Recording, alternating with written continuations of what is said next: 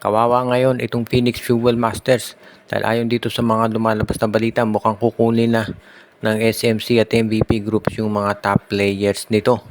Alam natin na mayroong mga financial difficulties na hinaharap yung may-ari ng Phoenix Fuel Masters kaya nga ngayon mukhang magko-cost cutting daw sila.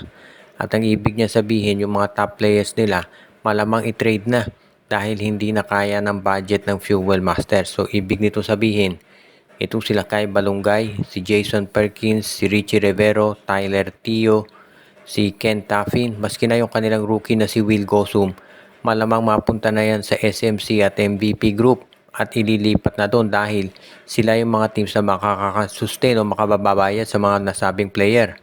Pwede rin na ang mga nabanggit mapunta sa Converge. Ang maliwanag lang dito mukhang mauubos ang player na itong si Coach Willie Wilson dahil mukhang kinakailangan talaga na mag-cost cutting. Dahil dito umugong na naman yung balita na baka itong Phoenix Fuel Masters ay hindi na rin magtagal dito sa PBA at ma-trade o maalis na rin, mabenta na rin. Baka nga mauna pa to kaysa dito sa Terra Firma Jeep at Blackwater na mabenta. Very unfortunate yan dahil isa to sa mga independent teams talaga ng PBA at marami sanang fans ang umaasa na magtatagal pa to sa liga. Pero sa totoo lang naman kasi hindi madali ang pagme-maintain na ng isang PBA team. Ang gastos niyan, milyon-milyon na kailangan mo.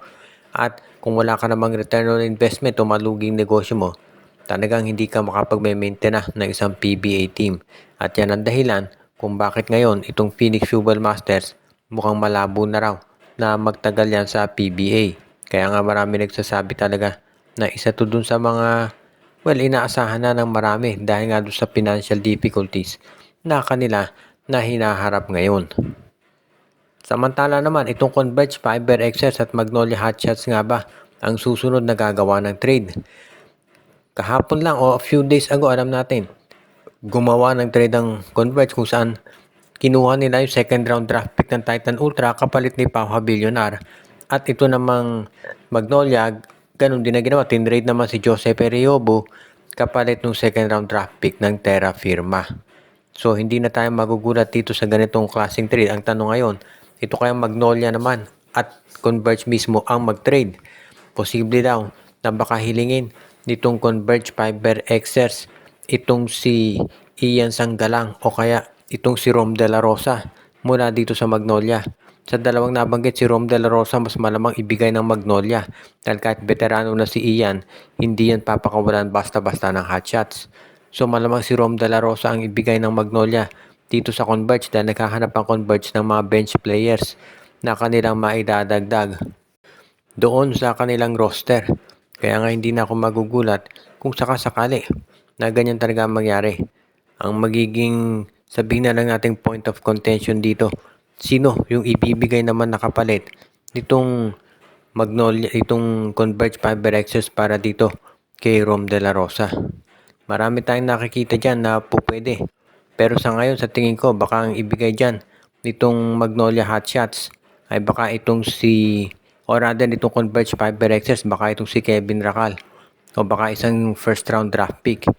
Kung magkasundo man sa trade itong Magnolia at Converge, talagang masisiguro natin na magiging magandang kalalabasan nito para sa dalawang nabanggit na koponan.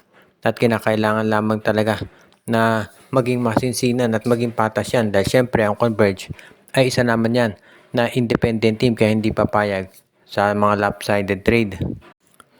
Ito nga bang si Mikey Williams ay malapit ng maging free agent at susubukan ng kunin ng SMB?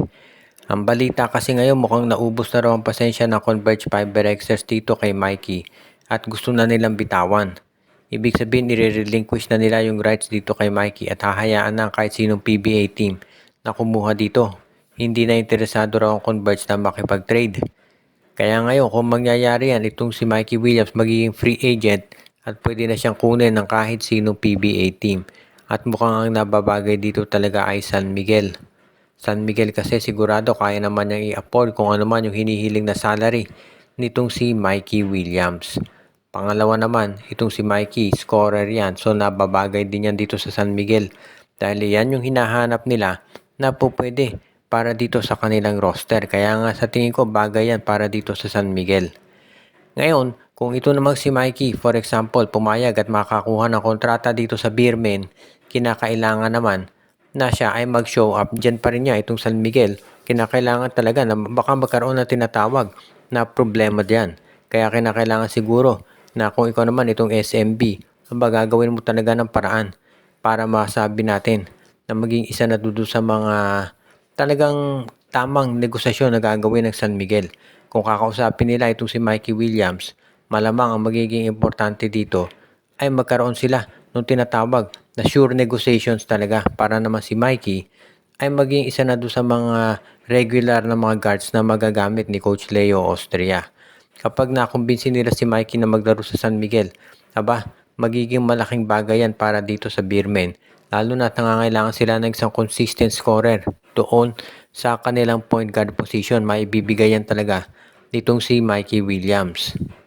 At ang huli nating balita, inamin ni Coach Tim Cone na kahit nanalo sila ang Ginebra dito kontra sa Blackwater, ay naghahanap pa rin sila nung tinatawag nila na peak form.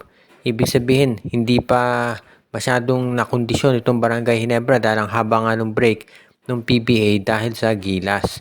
Kaya nga ngayon mukhang nagre-ready pa rin daw at sabi nga ni Coach Tim ko medyo kinakalawang pa Barangay Ginebra. Kaya sa susunod na mga laro ng Ginebra, fortunately, nasa schedule nila Titan Ultra, Terra Firma, Trainor Shine. Medyo sabihin natin mas magaan yung schedule nila kumpara sa ibang mga koponan. Kaya mukhang magiging mas malaki ang tsansa ng Barangay Ginebra na makaabante dito. At syempre, ito na yung oportunidad sa Ginebra para palakasin talaga yung kanilang roster. Kapag nakakuha ng masunod-sunod na panalo Ginebra, magkakaroon sila ng momentum para dito sa susunod na round sa quarterfinals at yan ang kinakailangan talaga ng koponan ni Coach Tim Cone. Kaya naman, si Coach Tim, nasisiguro natin na pinaprepare niyang mabuti itong Barangay Ginebra para masiguro na magiging mas ready sila. Pagdating naman dito sa tinatawag natin na pagpapalakas ng mga roster ng Ginebra, mukhang ang gusto ngayon ng Gene Kings ay kumuha ng iba pang mga bench players para mag-backup sa starters. Pero for now, mukhang hindi muna sila magte-trade. Kasi gusto raw ni Coach Tim kung tignan kung hanggang saan ang aabutin nung kanilang lineup ngayon. Dahil mukhang nakita na nila na talagang kinakailangan daw ng Ginebra muna na masiguro na maging isa sila dito sa mga teams na makapapasok sa quarterfinals. Preferably kung makukuha nila yung twice to beat advantage, maganda. Pero kahit hindi nila makuha yan, basta importante maka-playoffs. Yan daw ang goal ngayon ng Ginebra. At titignan nila kung itong lineup nila masusubukan at magagawa nila na ma-attain yung goal nila nang hindi na muna nagte-trade.